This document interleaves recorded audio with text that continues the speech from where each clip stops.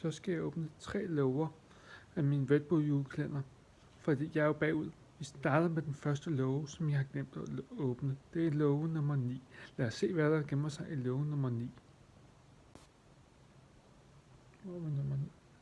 Der har vi nummer 9. Nej.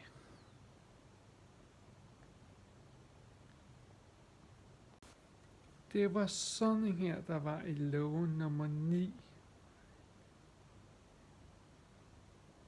Lad os se, hvad der gemmer sig i låge nummer 10.